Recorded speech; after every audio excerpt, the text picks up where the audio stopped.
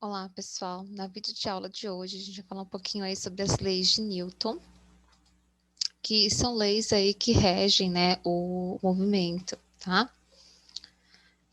Bom, então, para começar, né, vamos fazer aí alguns questionamentos aí, tá certo? Então, por que será que quando o ônibus freia ou acelera, né, a gente é empurrado para frente ou para trás? Por que a gente precisa utilizar talvez um cinto de segurança? Como é possível, né, eu retirar aí um papel debaixo de uma garrafa sem tirar essa garrafa do lugar? E por que não é possível uma pessoa se erguer puxando o próprio cabelo? Bem, para responder essas questões, né, e outros questionamentos aí, a gente precisa conhecer alguns conceitos fundamentais da física, tá? E esses conceitos são as leis de Newton, né? As leis de Newton aí determinam como que a ação, né, das forças vão influenciar no estado do movimento dos corpos. Bem, quem foi Newton, né? O Newton foi um cientista aí que trouxe uma grande contribuição para a humanidade do ponto de vista aí da principalmente da física, né, e da matemática aí. Ele não estudou só isso, tá? Ele estudou várias outras coisas, ele estudou filosofia, astronomia, até a astrologia, a alquimia, a teologia, tá? E ele foi um inglês, né, nascido em 1642, que por coincidência foi o mesmo ano da morte de Galileu. Coincidência porque muitos estudos do Newton foram baseados aí nos estudos de Galileu, tá? Bem, então os trabalhos de Newton aí que Newton desenvolveu, né, foram vários, tá? Desde a lei da gravitação universal, o estudo aí das cores. Ele desenvolveu métodos matemáticos, né, como a criação do cálculo diferencial integral, o binômio de Newton e também leis dos movimentos aí, que são as leis de Newton que a gente vai ver agora. Né? Para a gente tentar entender as leis de Newton, vamos ver o conceito de força, tá? Força é qualquer agente capaz aí de produzir no corpo, né, alguma aceleração ou qualquer outro tipo de deformação, tá? E onde estão as forças, né? Elas estão presentes aí em qualquer situação, né, em todas as situações nossas cotidianas, né? Até mesmo a gente não imagina, até mesmo nas ligações entre os átomos há forças. Então sempre há algum tipo de força envolvida em algum fenômeno, tá? Bom, quais são as leis da dinâmica, né? As leis que regem o movimento aí, tá?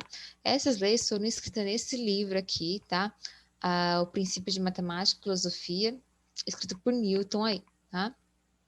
A primeira lei é a lei da inércia, né? E diz assim que todo corpo continua em seu estado de repouso, um movimento uniforme, em uma linha reta, a menos que ele seja forçado a mudar aquele estado por forças imprimidas sobre ele.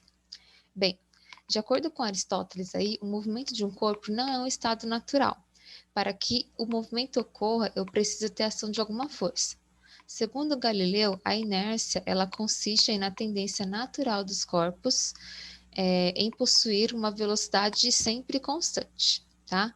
Então a inércia é essa a inércia diz assim, né, que uma matéria ela sempre vai ter a tendência de manter o seu estado de repouso, né, ou de movimento, a não ser que alguma força externa mude, influencie isso. Então, quanto maior a massa de um corpo, mais difícil vai ser alterar o seu estado de movimento e, consequentemente, a inércia vai ser maior, tá?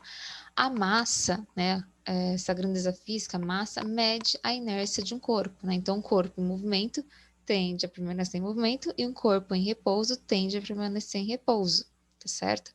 Como no ônibus, né? Se vocês já passaram por essa situação, estão andando no ônibus, se segurando, daqui a pouco o ônibus freia, vocês vão para frente, né? Porque o ônibus estava em movimento, todo corpo em movimento tende a se manter em movimento.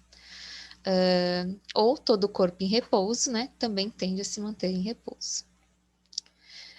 Aqui, né, a inércia explica a importância de usar o cinto de segurança, né? Então, quando o veículo é brecado, os passageiros, obviamente, pela lei da inércia, tendem a manter aí o seu estado de movimento. Por isso que as pessoas vão para frente, né, quando esse veículo é brecado. Então, motoristas e passageiros sempre devem usar o cinto de segurança, porque a função desse acessório é inercial, ou seja, a função desse acessório é vencer a inércia aí dos corpos, né? Aplicando uma força para que eles não sejam aí jogados para fora, né? Diminuindo então a sua velocidade. De acordo com a lei da inércia ainda, né, a força é o agente então que vai alterar a velocidade do corpo, vencendo então uma tendência natural de manter o seu equilíbrio, tá? As leis de Newton não valem para tudo, tá bom? Então, não valem, por exemplo, se um corpo estiver numa velocidade muito alta, por exemplo, a velocidade da luz, né? Então, se o corpo já estiver próximo da velocidade da luz, aí eu já entro na relatividade de Einstein, né? Também não vale aí para objetos muito pequenininhos, né, em níveis anatômicos, né?